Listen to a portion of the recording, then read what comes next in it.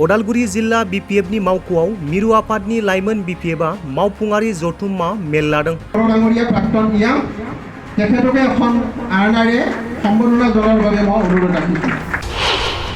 मावफुंआरि जथुम्मा मेलखौ आफादगिरि महरै मेलखौ मासि लानानै सामलायदों मिरु आफाद लाइमोन बिपिएफनि आफादगिरि एबा 21 नं सालबारि बियाबनि एमसिएलए जय मुसाहारिया।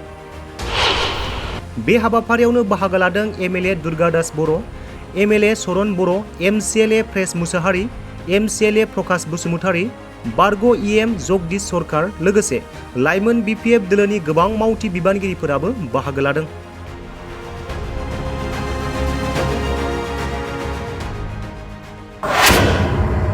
रन्जन दैमारिजों लोगोसे गोबां एक्स एनडिएफबिनि जोहोलावफोरा जेलाव जोबथेसालियाव जोबनानै दोनजादों। दिनै कर्टआव हाजिर जाहैबाय थानो गोनां जादों आरो दिनै रन्जन दैमारिजों लोगोसे गोबां एनडिएफबिनि एक्स एनडिएफबिनि जोहोलावफ्रा दिनै जेलाव जोबथेसालियाव जोबनानै दोनजादों। बेनो फोरमान। जाबायदि बाथ्रा होदोंमोन गावनि थाखाय फैसा खामायनायनि नोजोरजोंसो थगायबोबाय थादों। आसा खालामदोंमोन रायजोफोरा जिबायदि खोथा होदोंमोन दिनैनि समाव मावफुंनो हानांगौमोन। नाथाय 3 बोसोर बारलांबाय आरो सुक्ति जानाया 4 बोसोर जालांबाय। दासिमबो दिनै एनडिएफबिनि सेंग्राफ्रा उदां बेरायनो हायाखै।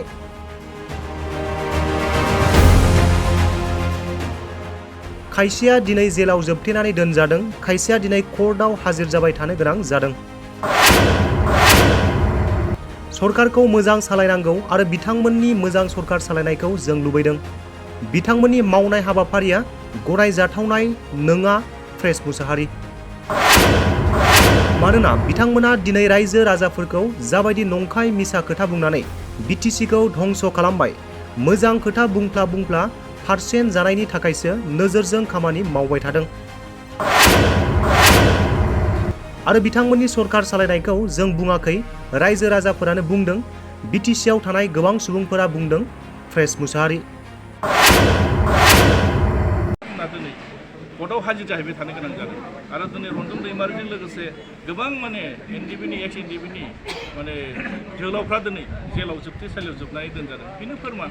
आरो बिथांमोना जिबायदि बाथ्रा होदों जे गावनि स्वार्थ आरो गावखौ मोनसे थाखा फैसा खामायनायनि मोनसे नोजोरजों बिथांमोना बेबायदि बाथ्रा बुंबाय थादों, थगायबाय थादों। जोंथ' आसा खालामदोंमोन बिथांमोना जिबायदि खोथा होदों, जिबायदि बुंदों दिनैनि थारिखआव बिथांमोना मावफुंनो हानांगौमोन। मानोना 3 बोसोर बारलांबाय आरो सुक्ति जानायाथ' 4 बोसोर बारलांबाय। दिनै दासिमबो दिनै एनडिएफबि सेंग्राफ्रा फ्रिलि गिदिंनो हायाखै आरो खायसेया दिनै जेलाव जोबथेनानै दोनजादों आरो खायसेया दिनै कर्टआव हाजिर जाबाय थानो गोनां जादों। बेनो फोरमान। सार, नोंथाङा दिनै बेरेखा दोलोनि सासे एमसिएलए, इउपिपि सरकार दैदेननायजों दिनै बिटिसिआव डेभेलपमेन्टनि खामानिफोर जादों नामा? आंथ' सासे बेरेखा हान्जानि एमसिएलए हिसाबै आं बेखौनो बुंगोन जे बिथांमोना मोजां सरकार सालायनांगौ। जे सरकार जानायखौ बिथांमोननि सरकार मोजां सालायनायखौ जों लुबैजादों, खिन्थु बिथांमोननि जिथु मावनाय जि हाबाफारि गनायजाथावना नङा। मानोना बिथांमोना दिनै रायजो राजाखौ जिबायदि नंखाय मिसा खोथा बुंनानै दिनै बिटिसिखौ उन्नयननि खोथा बुंब्ला गावनि पारसेन्ट जानायनि थाखाय बिथांमोना मोनसे नोजोरजों खामानि मावबाय थादों। जों बिथांमोननि सरकार सालायनायखौ जों नङा, रायजो राजाफ्रानो बुंदों। बिटिसिआव थानाय गोबां सुबुंफ्रा बुंदों जे बर्थमान बिटिसि सरकारा समाय मथे बोसोरिया जिथु बाजेट हरखानाय रांखौनो बिथांमोना खरसा खालामनो हायाखै। आरो बेखौलाय आरो मा फोरमान होबावनो गोनां दं। सेन्ट्रेल गभर्नमेन्टजों दिनै मोनसे सुक्ति जानानै थांदों, बिटिआर सुक्ति 1500 कोटि थाखा दिनै बोसोरफ्रोमबो 500 कोटि बाहायनांगौ, फोजोबनांगौ। बिथांमोना थाइसेबो थाखा लाबोनो हायाखै आरो बिनिफ्राय मा फोरमान नांगौ। दा दिनै मोनफ्रोमबो ओनसोलफ्राव थां, मोनफ्रोमबो एरियाफ्राव थां, बिसिडिसि लेभेलाव थां, कारापसननि अनगायै जेबो नुवा। बिथांमोना जाख्ल'नाय मालायखौ बुंबाय थादों। दा बिथांमोना बे मोनसेल' खोथा बुङो जे बिपिएफखौ सोंखारिब्ला गावसिनि जायखौ एरायनानै थानो नागिरदों। ओंखायनो देग देग नुबाय थादों मोनफ्रोमबो टेबोलाव, मोनफ्रोमबो बिसिडिसि लेभेलाव माबायदि कारापसन जादों बेखौथ' आं बुंनांगौ खोथा गैया। आं बुंनाय बाथ्रा नङा बे। साफ्रोमबो जायफोर बेनिफिसियारि, जायफोर टिकादारफ्रानो बुंदों, देग देग बुंबाय थादों आरो बिथांमोना फोरमान बिफ्लाबाय थादों। दिनै बिथांमोना जुदि हस्साके बिटिसि ओनसोलखौ उन्नयन बा जौगानायनि खामानि मावदोंब्ला माथो नुसाराखै, मा मावनो हादों बिथांमोना। ओंखायनो दिनै बिथांमोना जिथु बोसोरिया जिथु बाजेट थांनाय बारनि जिथु 22 आरो 23आव जानाय बाजेट बोसोरिया बाजेट 722 कोटि थाखा, बेखौनो बिथांमोना एक्सटेनसन खालायनांदों।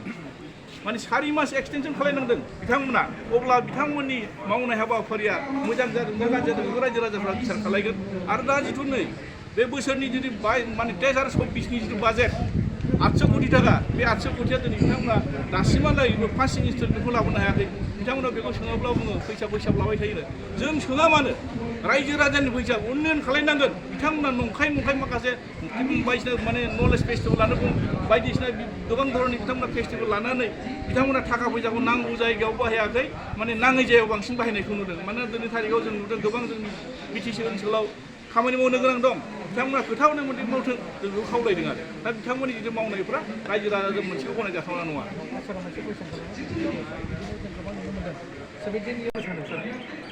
बेखौ रायजो राजाफ्रा बिसार खालायगोन 17 बोसोराव बिपिएफआ दिनै चुक्ति खालायनानै मोनसेबो दफा बिटिआरनि दफाखौ फुलफिल खालायलासिनो जादों बिटिसिनि दफाफोरखौ दिनै गासै दफाफोरखौनो दिनै फुलफिल खालायनानै दिनै बिटिसिखौ मोजां मोनसे मडेलनि गेजेरजों 17 बोसोराव दिनै बिपिएफआ सालायदों दा बिटिआरनि दफाखौ दिनै 11टा दफाखौ दिनै बिथांमोना मोनबैसे दफाखौ दिनै फुलफिल खालायदों बे मोनसे 1 नम्बर डिफारेन्स नायबानो जाबाय आरो दिनै 17 बोसोराव बिटिसि ओनसोलनि रुपरेखा बेसेबां माने उन्नयन जादों बेखौ रायजो राजा बिसार खालायगोन सोरबा प्रमद बर' बुंबानोथ' बेहाय जानाय नङाना सोरबा दिनै गबिन्द बसुमतारी बिथांमोन बुंबानो जानाय नङा दानि बर्थमान इउपिपिएल सरकारनि इएम जिएम इउपिपिएल सरकारनि मेम्बार गासैबो बुंबाथ' जानाय नङा बेखौ रायजो राजाफ्रासो बिसिगोन लामानिफ्राय लानानै दालांनिफ्राय लानानै लाइमोनफोरखौ साख्रि होनायनिफ्राय लानानै मोनफानि उनाव मोनफा 17 बोसोराव दिनै बिपिएफनि मावनायखौ रायजो राजाफ्रा गनायनायनि थाखायनो दिनै नाम्बारसखौबो बिपिएफआ 17टा मोन्दोंमोन 17टा मोननायनि गेजेराव दिनै बिपिएफआ सरकार दानो खाबु मोननांगोन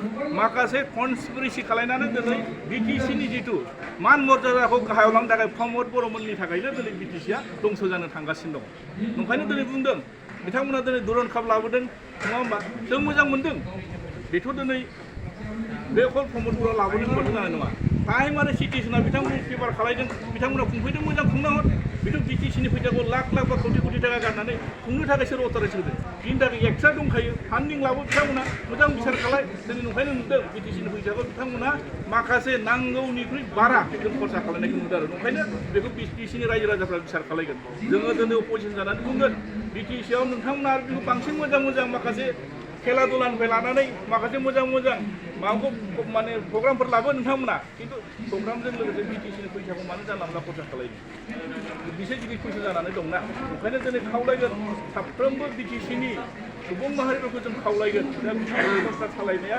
कमप्लिटलि फेइलर बिथांमोना गावसिनि दायखौ माने दोनख'नो थाखाय बिपिएफखौ दाय खालामबाय थादों आरो बेजों लोगोसे आरो जों नुनो मोनदों डिफेन्स माखासे जोंनि बिटिआर